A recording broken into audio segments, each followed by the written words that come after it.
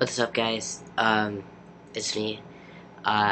Today is the 14th, the 13th. Okay, well, my shot day was yesterday, Friday the 13th of July, whatever month we're in. I think that's July. Um, and it was depressing as hell. So I was gonna remake it yesterday, and then I got distracted by life. More like I just didn't have any motivation. I'm currently sick. I have, I think, strep is what the doc said. Gave me meds for it. I feel really crummy. I don't know. I just feel really bad. But I do feel good about changes that have been going on. So I will share those. Um, of course, there haven't been that many, obviously, like this week. More of the same. I'm noticing more muscle growth. It's not a whole heck of a lot, but it's more than I had before, which is cool. Um, I've noticed just hair growth in general going on. Getting some chest hair, uh, which is weird because I have like my happy trail hair, and now like there's hair actually on my chest. They're pretty small and they're pretty light. Some of them are kind of darker, and yeah. But that's interesting, I guess. I don't know, chest hair is one of those things that's like, if it comes, okay, if it doesn't, whatever. So, I think it's coming. Well, that's cool, I guess. Um, as I think I've already said, don't know how that's gonna work after surgery. Like, it's just gonna be like a break of hair.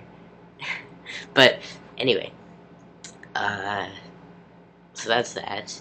I was looking at my legs the other day, and I noticed that there are all these like spots on them, and I don't know if that's from like the whatever the thing has that has hair in it, follicle, I think. I don't know if that's from that, and it's from tea that I can see them more, or if my legs are just becoming spotted. Um, Either way, cool. Why not? Facial hair still got that line, coming like that. Um, I know there was something else I was gonna mention, but I don't remember it. So, yeah. On the family front, um, I had a conversation with my mother, um, or half a conversation with my mother, talking about. We were talking about the extended family, um, and I was telling her about one of their friends. Um, that shouldn't be in quotes. I think she's actually a friend. One of their friends that I encountered, and I was telling her the story about how she asked me what my real name was, and I told her that I wasn't comfortable sharing that information.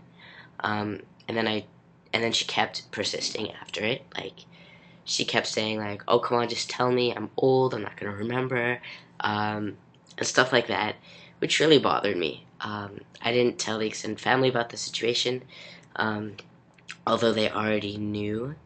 Like my grandmother was there when this was happening, and after I wouldn't tell her the name, she looked at my grandmother and said like, "Oh, what's her birth name or what's her real name or something like that."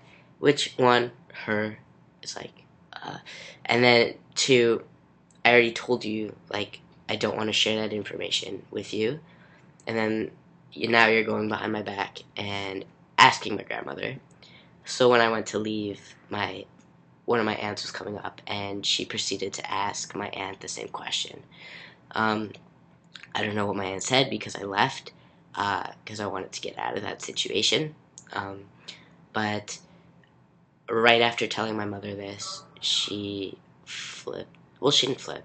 She got all defensive, like for the person, and was like, "Well, I think you're being too oversensitive, and you're doing this, and you're doing that." Like, I just cut her off. I was like, "No." I was like, "Stop." Um, I'm not being oversensitive. It's not the fact that she asked, it's the fact that she kept asking. Like, if someone tells you no, you're not supposed to keep asking the same question. Like, isn't that why rapists get in trouble? Girl says no, and then, or guys can be raped too. So I shouldn't say that. I should say person says no, and then other person keeps trying and keeps trying and keeps trying. And, like, that's where the problem arises. Not that they ask first, the fact that they keep trying. And then, of course, normally, like, they do what they want physically. But this isn't about rape. This is about her. And this is about my mother mostly. Because her, I don't care about. I don't know her. I'm probably not going to see her very often. And if I do, I'm not going to talk to her. And if she tries to talk to me and asks me the same thing again, it's kind of concerning. Like, why is she fixating on this issue? But the fact that my mom took so hard to the fact that, well, you're going to get this question and you have to do this and you have to do that. Like, when really, no, I don't have to do anything other than not punch them in the face. Yeah. So I also had this. The conversation continued, and she asked me like, why is this such a trigger for? Because I said something like, well, this is a huge trigger for me. It's not something I like talking about. Um, and she said that she kept. I don't know. It was just a bad situation. Like, I don't know. The vibe I got from her was really unsupportive, and she still uses this name. And, at least now I've told her, like, I really don't like this. It really hurts me when this is said. It really bothers me. But she's probably going to still keep doing the same thing. I might write her a nice little email about it because it's been a long time. And her adopting to this, yes, it's better, but it's still very slow. And, I don't really need this crap.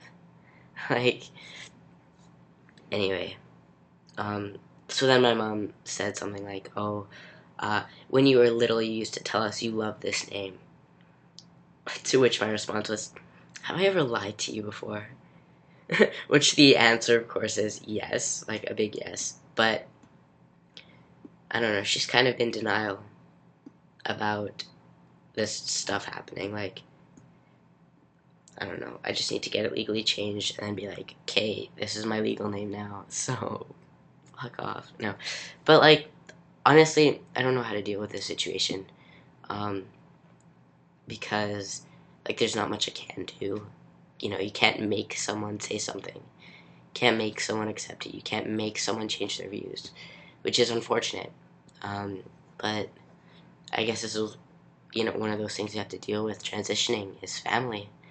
And not a lot, but I know guys who have really good families and really supportive families. And I don't know, we learned in psychology that if you have anything, like physical, mental, anything that, your family support or your support nets in general are what keep you, more above water, to say the least. It's like a ladder, little like escape rope, maybe, safety net. But yeah, so it's really unfortunate that, like, I feel like I'll never have that from my mom. I feel like I'll never have that from my extended family. I feel like I do have support from my dad. I don't talk about him a lot because he doesn't anger me a lot. Because when I talk to him alone, especially, he uses correct pronouns, or he tries to at least. Like, he'll correct himself. Like, he'll say, Paz. When I was leaving to go back after winter break, he gave me a pat on the back and said, like, goodbye, my son, in my ear. Like, a couple times, actually. So, it's really cool having that. I just wish that, you know, I wish that he wasn't the only one. And I know I'm more fortunate than most to have at least one parent that's kind of, down with transition. But, um, it's one of those things in life about transition that kind of sucks. Like, I'll probably make another video about things about transition that kind of suck. I'll have to probably make another one, like an optimistic one, because it'll probably be depressing as hell. But it's one of those things you gotta deal with, which is unfortunate. But yeah, till next time, bye.